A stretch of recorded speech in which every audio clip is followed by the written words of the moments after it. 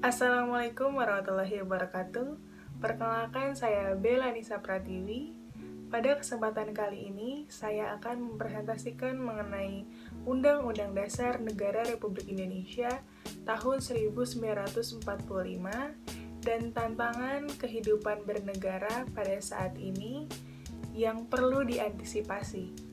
Adapun yang dimaksud Undang-Undang Dasar Negara Republik Indonesia tahun 1945 adalah sumber hukum dasar yang tertulis yang mengikat dan mengatur pemerintah, lembaga negara, dan mengatur seluruh warga negara Indonesia.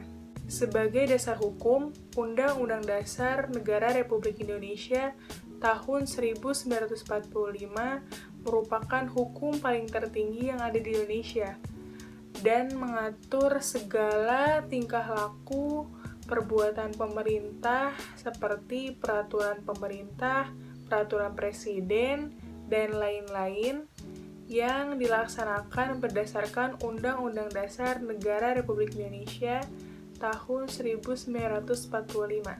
Sebagai dasar hukum, Undang-Undang Dasar memiliki norma-norma dan aturan yang harus dipatuhi oleh seluruh warga negara Indonesia tanpa terkecuali. Undang-Undang Dasar juga menjadi kontrol bagi sumber-sumber hukum yang ada di bawahnya. Dan tantangan kehidupan bernegara pada saat ini, diantaranya masuknya budaya westernisasi. Kebudayaan adalah suatu yang akan mempengaruhi tingkat pengetahuan dan meliputi ide atau gagasan dalam pikiran manusia, sehingga dalam kehidupan sehari-hari bersifat abstrak. Sedangkan perwujudan kebudayaan adalah benda-benda yang diciptakan oleh manusia sebagai makhluk budaya, berupa perilaku dan benda-benda yang bersifat nyata, misalnya pola-pola perilaku, peralatan hidup, organisasi sosial, religi, seni, dan lain-lain. Dan semua itu ditunjukkan untuk membantu manusia dalam melangsungkan kehidupan bermasyarakat. Secara timbal balik, tiap peradaban berpengaruh satu sama lain. Hukum sosial berlaku bagi semua peradaban. Peradaban yang maju pada suatu masa akan memiliki pengaruh yang sangat luas bagi peradaban-peradaban yang berkembang belakangan.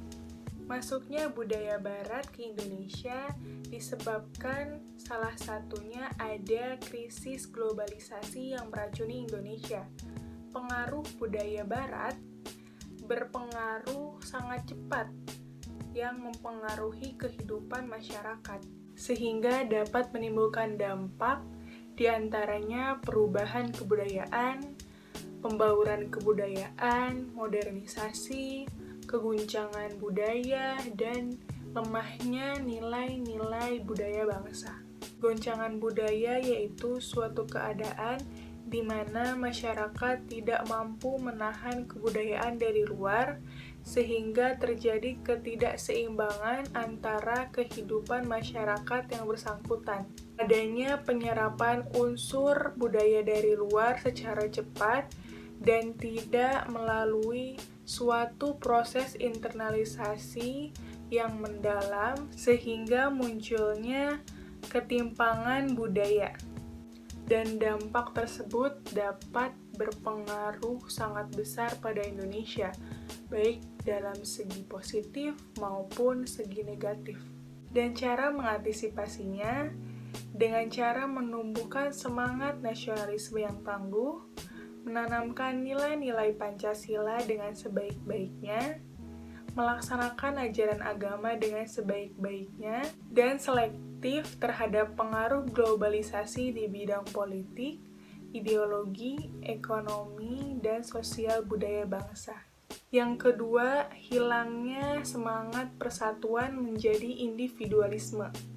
Adanya perkembangan zaman, teknologi, tidak bisa dipungkiri bahwa semakin pesat dan arus globalisasi mempengaruhi kebiasaan dan kebudayaan masyarakat masa kini. Sejak masuknya arus globalisasi dan didukung oleh perkembangan teknologi yang semakin canggih, membuat masyarakat Indonesia menjadi individualisme.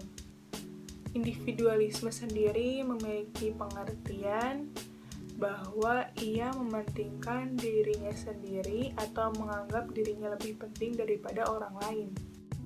Faktor-faktor munculnya masyarakat individualisme yang orang individualis cenderung tidak terbiasa dengan hal-hal ramai yang melibatkan banyak orang. Orang yang individualis merasa dirinya tidak dibutuhkan oleh orang lain sehingga dia mengasingkan dirinya sendiri. Orang yang individualis muncul akibat krisis kepercayaan kepada orang lain, sehingga ia menganggap bahwa dirinya selalu benar dan orang lain selalu salah. Dan dengan adanya sikap individualisme, terdapat dampak negatif di antaranya kehilangan rasa solidaritas antar sesama, egoisme yang tak terbatas atau tinggi, dan kesulitan dalam bersosialisasi. Dan ini perlu diatasi dengan cara membuat prioritas berdasarkan moral, menumbuhkan sikap gotong royong agar menciptakan tali persaudaraan dan silaturahmi, meningkatkan rasa solidaritas dan kepedulian antar individu satu sama lain, menumbuhkan sikap rela berkorban, dan mengedepankan kepentingan bersama daripada kepentingan pribadi. Dari tantangan kehidupan bernegara pada saat ini yang sudah dijelaskan, maka pasal Undang-Undang Dasar Negara Republik Indonesia tahun 1945 sudah mampu menjadi pedoman, karena seperti yang dijelaskan pada Undang-Undang Dasar Negara Republik Indonesia pasal 28C, setiap orang berhak mengembangkan diri melalui pemenuhan kebutuhan dasarnya, berhak mendapatkan pendidikan dan manfaat ilmu pengetahuan teknologi, seni, dan budaya, demi meningkatkan kualitas hidupnya dan mensejahterakan umat manusia. Maka dari itu, kembali lagi kepada diri kita sendiri, yang mana harus bisa memilah dan memilih kebudayaan mana yang harus dipilih dan yang tidak, agar terhindar dari kebudayaan yang negatif dan terhindar dari sikap yang individualisme. Sekian presentasi dari saya. Terima kasih. Wassalamualaikum warahmatullahi wabarakatuh.